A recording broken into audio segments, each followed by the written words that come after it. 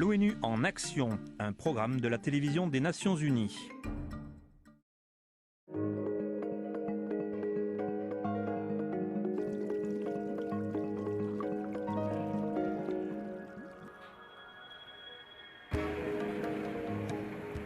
Les émissions de CO2 qui continuent d'augmenter polluent notre air, mais pas seulement.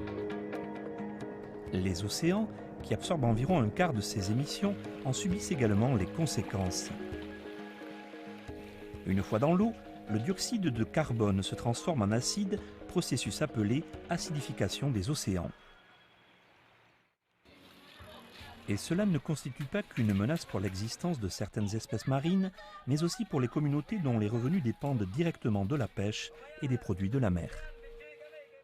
À l'Agence internationale de l'énergie atomique à Vienne, comme aux laboratoires environnementaux de l'AIEA à Monaco, une équipe de scientifiques se penche sur ce problème et en étudie l'impact, affirme le chef du laboratoire de radioécologie, Michel Warnon. When you increase the acidity, the organism can no longer have access to this carbonate to build their skeleton.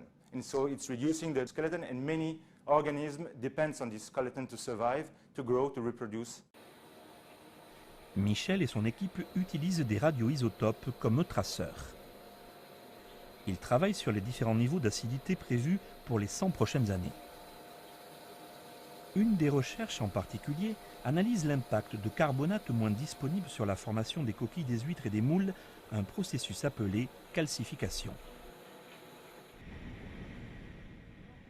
À Villefranche-sur-Mer, dans le sud de la France, les biologistes marins du laboratoire océanographique recueillent des échantillons d'eau, de plantes et d'espèces marines.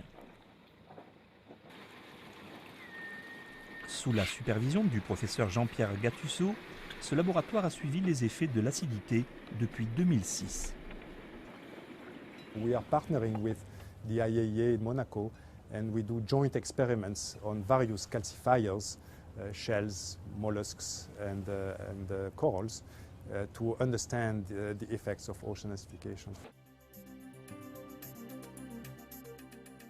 L'AIEA et ses partenaires cherchent à déterminer quelles sont les espèces les plus vulnérables ou résistantes à l'acidification des océans, afin que les pays tirent profit de ces connaissances pour s'adapter aux conditions d'un océan plus acide.